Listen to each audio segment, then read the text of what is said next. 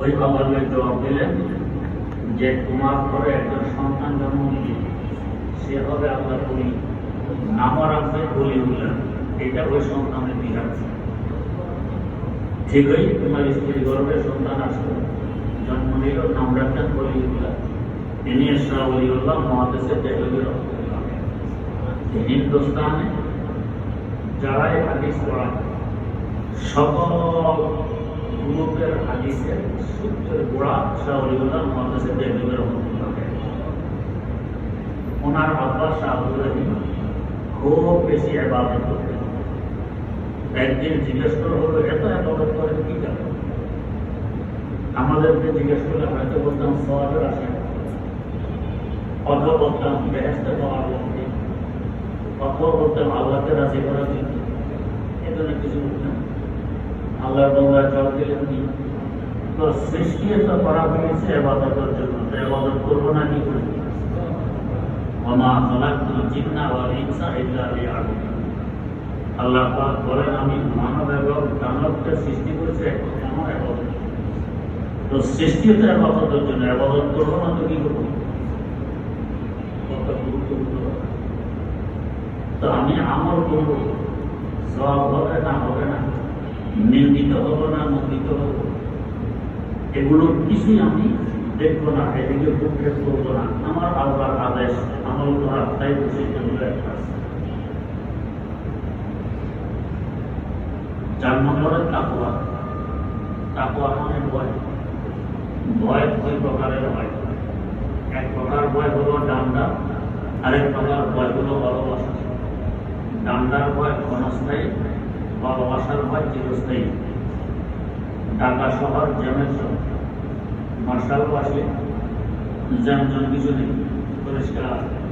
অথচ এখন যেই প্রায় 1.5 কোটি লোকের বা ঢাকা শহরে মার্শাল আসার পরও 1.5 কোটি লোকে বসবাস।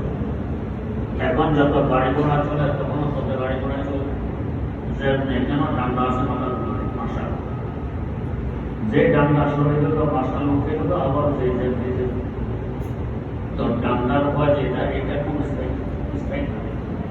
মহব্বতের ভয়, ভালোবাসার ভয় হয় স্থায়ী।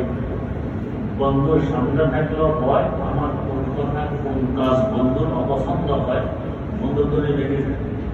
দূরে থাকলেও ভয়, আমার কোন কথা বন্ধুর কানে পৌঁছে, কোন কাজ সম্পর্কে বন্ধু অবগত হয়, নারাজ হয়ে বন্ধু দূরে রেখে যায়। সব সময় এই ভয় লেগেই থাকে। আমার আল্লাহ বলেন, তাকওয়া এখতিয়ার করো মানে ভয় এখতিয়ার করো। আমার উভয় প্রকারের ভয়, ডান্ডার ভয়, অন্তরে আত্মা জাহান্নামের ভয়, গুনাহ থেকে বাঁচা সহজ হবে। মহব্বতের ভয় অন্তরে সৃষ্টি করবে, বেহেশতে পাওয়া সহজ হবে, নেকামল করা সহজ হবে। মহব্বতে কঠিন কাজকে সহজ হবে। মহব্বতের তরফে আরো সে হিসাব হয়, মহব্বত রঞ্জে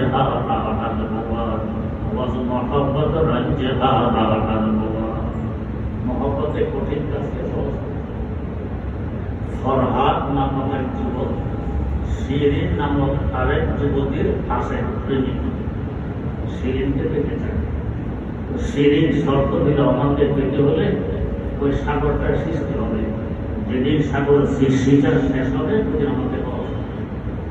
আমরা বলি কি বলি, এটা তো অসম্ভব একটি শর্ত, এটা কি সম্ভব সাগর সৃষ্টি? কিন্তু ফরহাদের অন্তর্গত শিরিনের ভালোবাসা দৌড় মারছে সাগরের দিকে। সাগরের পুলে যাওয়ার পর দেখে ধরতে আল্লাহ সিজবো কি দিয়ে, হাতে কোনো বাটি করিয়ে তুলি কি দিয়েছি। তো সাগরের পুলে একটি জীবন পুড়িয়ে পেয়েছে, তাও ছিল বাংলা, এটা দিয়েছি, সে আরম্ভ করে দিয়েছে। সাগর যেটা শেষ হবে শিরিনকে পাওয়া যায়। তার জন্য সাগর সুচে সহজ কেমন? শিরিনের মহব্বতের ভালোবাসা বন্ধ হয়েছে। তো আল্লাহ রাব্বুল আলামিনের ভালোবাসা যদি আমাদের অন্তরে থাকে, আমল করা সহজ হয়, কঠিন হবে। ভালোবাসা অন্তরে আসবে কি করে? ভালোবাসা অন্তরে আসবে রাসূল আকরাম সাল্লাল্লাহু আলাইহি ওয়াসাল্লামের সুন্নতের উপরে আমল করা হবে। যত বেশি সুন্নতের পাবন্দি করব, তত বেশি আল্লাহর ভালোবাসা অন্তরে আসবে। আল্লাহ পাক কোরআনে কারিমে বলেন, ইন কুনতুম তুহিব্বুনাল্লাহা ফাত্তাবিউনি ইউহিব্বুকুমুল্লাহ। যদি আল্লাহকে ভালোবাসতে চাও, আমার রাসূলের অনুকরণ করো, আল্লাহ তোমাকে ভালোবাসবে। ওই ভালোবাসার আকর্ষণে তোমার অন্তরও আল্লাহ ভালোবাসা জন্ম দিবে।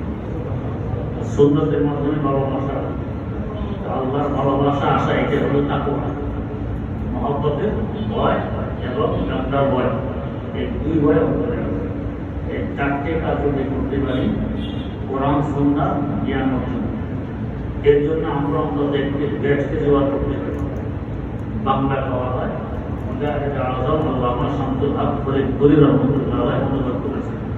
এটা বলে তাদের পীর হাকিম উম্মত মুজাদ্দিদুল মিল্লাত হযরত শাহ আশরাফ আলী থানভী রহমতুল্লাহ আলাইহি একটা ব্যস্ত জোয়ার রাখবো, এটা করবো ইনশাআল্লাহ, দিনের উপর চলা সহজ হবে।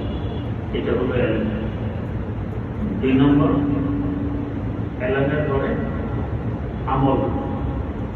ব্যস্ত জোয়ারে যেভাবে আমল করতে বলা সেভাবে করবো। এটা রাসূল আকরাম সাল্লাল্লাহু আলাইহি ওয়াসাল্লামের পরিপূর্ণতে আমল হবে। 3 নম্বর, ইখলাস।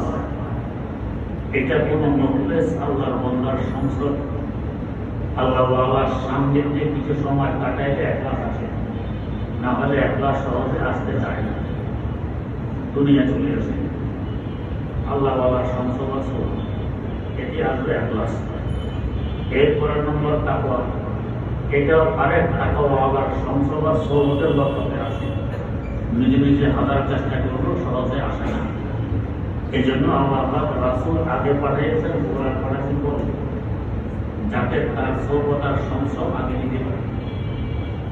তাই অজ্ঞানের জন্য আল্লাহ রাসূলের সোহবত আর সংসদ তার সান্নিধ্যে থেকে তাকওয়া আর ইখলাস অর্জন করব।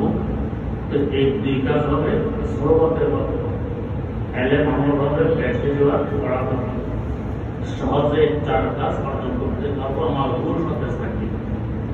রূহ যখন সতেজ থাকবে, রূহের কাজে কি জান্নাতের রাস্তা থাকবে। সহজে জান্নাতের রাস্তা পেয়ে যাব। আমার দুনিয়াও সুন্দর হবে, আখিরাতও সুন্দর হবে। আল্লাহ রাব্বুল আলামিন আমাদের সকলকে আমল করার তৌফিক দান করুন।